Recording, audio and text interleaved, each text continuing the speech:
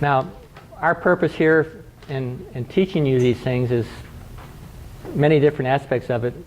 Primarily is so that when you're in the plant clinic and somebody comes in and has a question about or calls in with a question about a particular issue, that you have the resources or know where to get the resources to answer that question. But the lawns and grass, almost all of us have some sort of landscaping at our house that may be lawn or may not be. So we can also use this ourselves if you take care of your own lawn, or if you have somebody to take care of your lawn, make sure that they're doing things the right way. This does not follow your book at all, so you don't even need to be looking at your book about lawns. There is a slide presentation that was on from last year that you can use. Also, the primary publication that really touches everything lawn-wise is Carolina Lawns, which I think there's a link to it on the website also. But that's your go-to document for anything lawn-related, or landscape-related, or grass-related. These are the kind of things we're going to talk about today: establishing or starting grass, the planting and soil test, the seed selection, the soil preparation and seeding, and watering. And then maintaining the lawn, the mowing, watering, fertilizing, and insect control, aeration, and weed control. Talk about planting and soil test. And y'all have sent in your soil test last week. Did anybody do a soil test from their lawn? Or was all other landscaping? Okay. Lawn's just as important. Lawn's just a bunch of little plants. So you need to be important to make sure that your lawn is accurately tested also. This is all about beginning a new lawn, but there's aspects of it that will also touch on an existing lawn also. Choose your future lawn carefully, the timing, and prepare and submit the soil test. What you choose now for your lawn area, and I've learned this from experience, that 5 years from now it may not be a lawn area anymore. Different things change, trees grow, other environmental aspects come into play, so be prepared that lawn can be a changing configuration.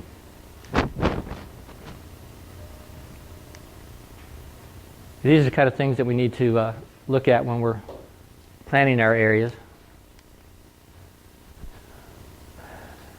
Grass, any grass, no matter what it says, shade grass, high shade grass, full sun grass, requires at least 50% sunlight each day. That could either be a full day of sun or dappled sunlight that lasts for at least 4 hours of full sun over some period of time. Other than that, if you're trying to grow grass in an area, other than that, it's not going to happen. It may sprout up, it may flourish for a season, but after that it's just going to disappear. And you just consider alternatives to these areas: ground covers, shade gardens, and mulch. This is an area that wasn't suited for a lawn anymore, and it eroded and exposed all the roots of that particular tree.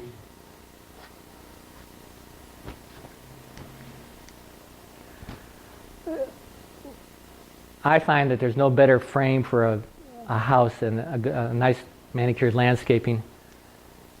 And I think it just sets off everything. Now, we're looking at a street view, but looking back at the house, nothing makes it look a little bit... It's the frame around the picture is what it really is, landscaping. In North Carolina, one of our biggest issues is sediment runoff into our streams and creeks and other waterways. And a well-maintained lawn will help prevent that, not only soils, but also other chemicals that you may be using on the lawn and the house. Keep it from getting into our fresh water supply. Timing of doing a lawn.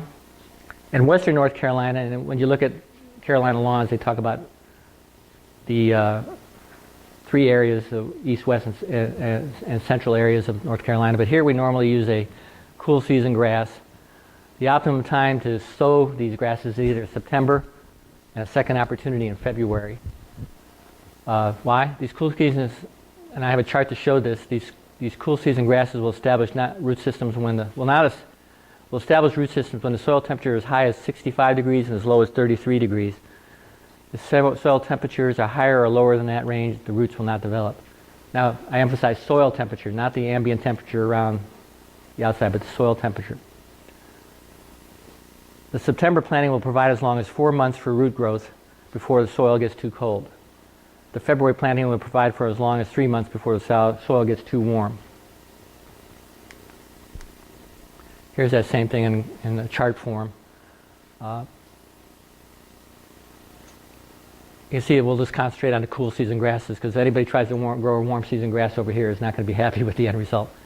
But the cool season grasses, the roots stop growing when it gets below 33 degrees, and where the shoots stop growing, and you see up to higher temperature where they stop growing also. If you notice, if any of you are, I'm sure some of you are transplants from the south of here, whether it be Florida or otherwise. We're not used to having grasses go dormant in the middle of the summer. The winter grasses will go dormant in the middle of the summer. And it's just their time to sleep when that soil temperature gets up too high. And they'll stop growing. The soil test will determine the existing chemistry of your soil and recommended amendments to optimize the soil for your desired crop of grass. If you're opting for a September planting, you can expect a 1 to 2 week turnaround to get your result. If you're talking about a February planting, it's 10 to 12 weeks, all because of the commercial growers submitting all their soil tests for that time of the year.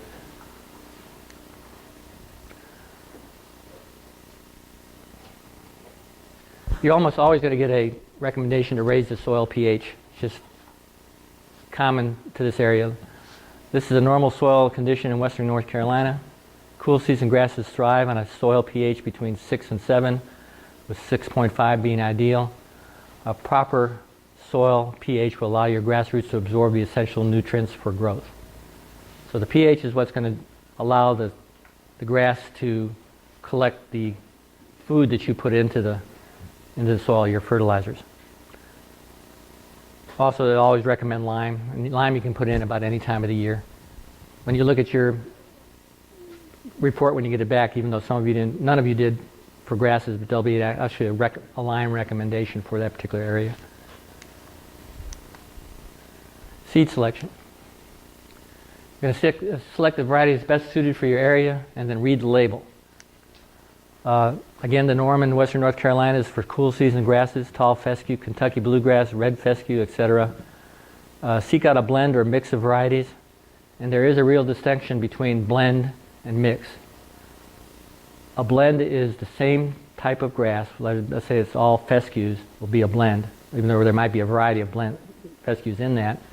Or a mix, which will be a combination of Kentucky bluegrass, fescue, some of the other cool season grasses. Putting all your eggs, seeds in one basket may prove problematic. In other words, we recommend that you use a mix rather than a blend. That way, over time, parts of it may flourish, parts of it may not. And after a period of years, you may end up having all bluegrass or all fescue, depending on what your environment allows for. But starting off with a mix of seeds, again, the distinction is mix opposed to blend, might prevent that. You'll have something there that will grow well.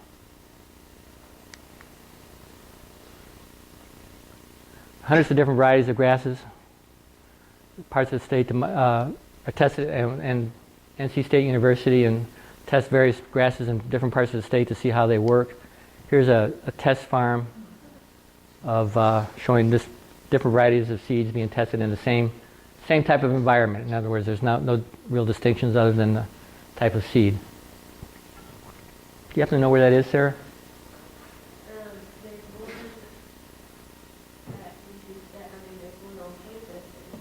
Okay. Is there one in Fletcher? Yes. Okay.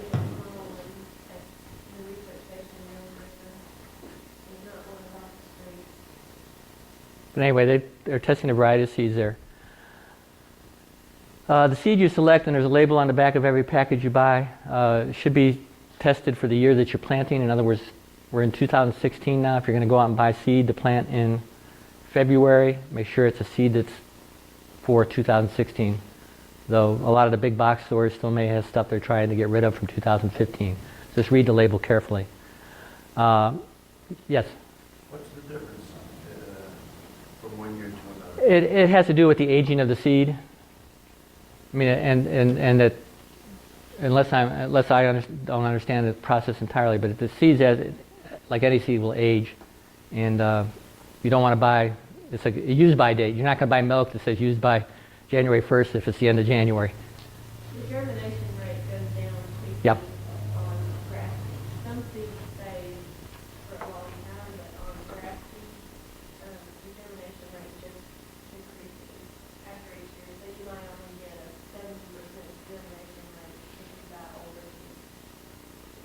And that's where we get to the 85%. Your label should actually show that it has an 85% or higher germination rate, and only 0.01% of weed seed. We're going to. Here's a typical label.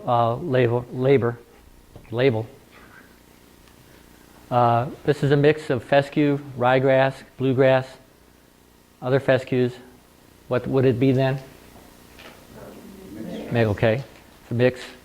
Inert matter, and then it has 0.01% weed seeds. Here are the various germination rates. This label is for the date 2013. And then it has some sell-by dates in here for the various states. I don't even know if North Carolina is listed. There it is. So in other words, if it's in the store, you go in July and they still have that on it, I wouldn't buy the seed. And most of the time, the inert matter is just something to help you spread it, so you're not spreading solid seeds. It's some sort of coating or other mix in there. There's no noxious weeds found. But I would carefully, when you pick up a bag, whether it be at a big box store or at a home and garden specialty store, just kind of pay attention to these labels. They're important. Soil preparation and seeding. Fine-tune and weed the proposed lawn area, amend and grade the soil, seed at the correct rate. Site preparation by defining landscaping beds in other areas that may not be grass. Consider mowing patterns and future turning radiuses. A couple of years ago, one of the students in the class made the suggestion that if you're planning a landscaping area, actually take your lawnmower and go around what you want to perceive as the perimeter of your lawn area. I don't like straight lines, so my lawn areas are always kind of curvy. But just make sure it doesn't create a mowing problem as far as a lot of backing up and going back and forth, or uphill or downhill. Just try to define the area that you're going to grass for easy maintenance down the road. Kill off perennial weeds with a non-selective herbicide. You may want to do this much earlier in the process to allow the herbicide to run its course. Address any drainage and hardscape issues you may have identified. What is a non-selective? Well, that will just kill about basically everything. Roundup. Crossbow. Now, crossbow isn't recommended for home lawns, so we don't. Can you use a flamethrower tool? If you so wish, I guess. Or vinegar and hot water. I don't, there's all kind of things you can do. If I'm sure Sarah has a lot of organic ways to kill off weeds, but because she wouldn't use Roundup or any other herbicide. She would love flamethrower.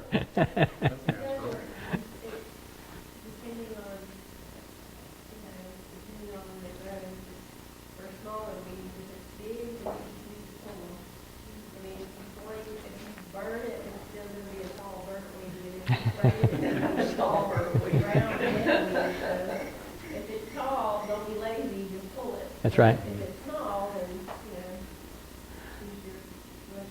Well, like this, the next session is going to be on weeds, so maybe she has some other answers for you. But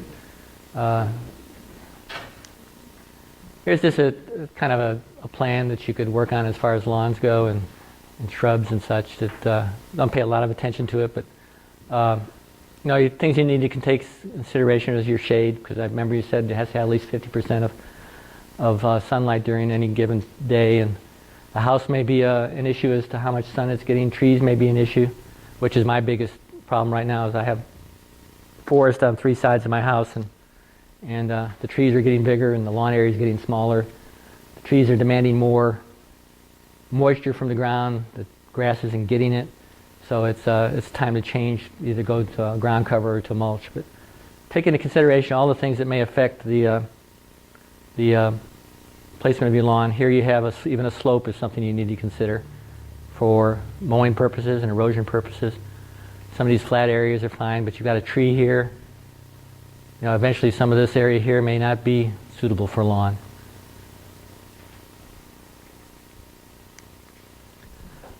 Soil tests provide a wealth of information about the focus, but the focus should be on the recommended formulation, amount of fertilizer, and lime based on the samples submitted.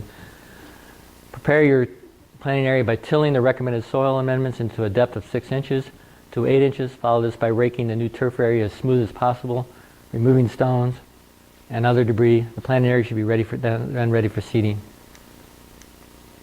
Here's just a tiller at work. I know it.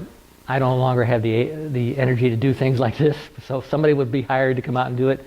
But again, knowing what they're supposed to be doing is important, because you can then not micromanage, but also watch what they're doing to make sure they're doing it according to the right standards. Here's that same area, pretty much graded. Nice red soil. And here you got to rake it very smooth.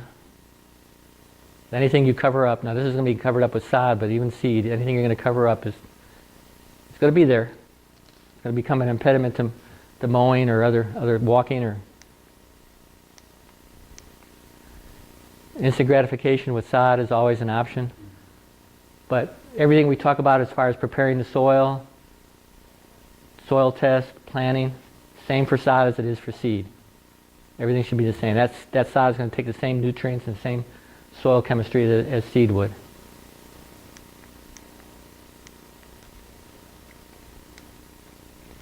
Seed at the correct rate. The bag will tell you how far that bag will go on a per square foot basis.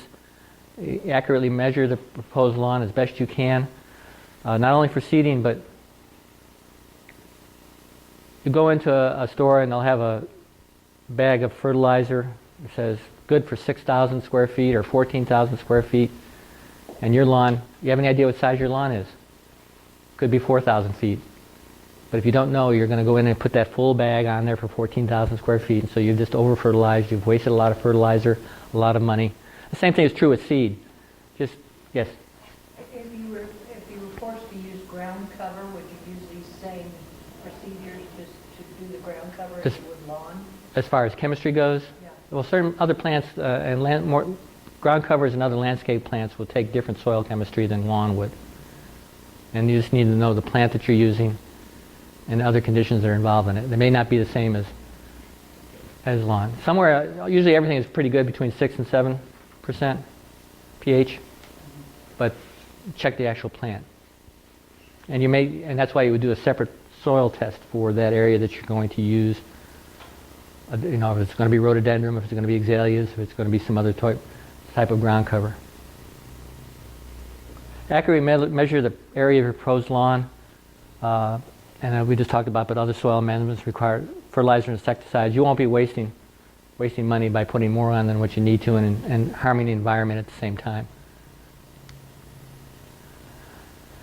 Here's just some recommended seed planting rates for 1,000 square feet for the different type of grasses. But it's important when you're using a mix that you look at what the recommended seed rate is for that mix and use that, not necessarily what one individual type of grass. Some of these are mixes. And when we talk about perennial ryegrass, do we know what perennial ryegrass is? Or an annual ryegrass? Let's talk about annual ryegrass. Annual ryegrass is something that grows one time and basically is done with. That's like a cover crop. Well, that cover crop, or a lot of time new construction, they'll throw in, to make it look pretty, they'll throw in an annual ryegrass. And a new homeowner comes in and says, boy, I've got a lovely lawn. And whatever season it is, the next season comes along, that ryegrass is either going to be gone and you'll have nothing there. So be careful with that also. But look at the recommended seed rate on the package of seed that you buy. If you go over that, if you try to put, for example, 3 pounds for every 1,000 square feet, your seeds are just going to be competing with each other, and none of them are going to be healthy. Here's just a sample of what spread seed should look like.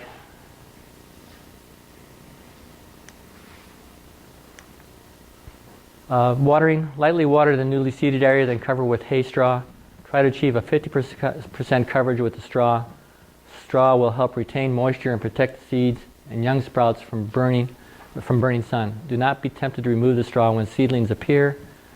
Allow it to decay over time, adding valuable organic material to your planting. Raking or otherwise removing the straw will bring seedlings along with it. Can I ask a question? Sure.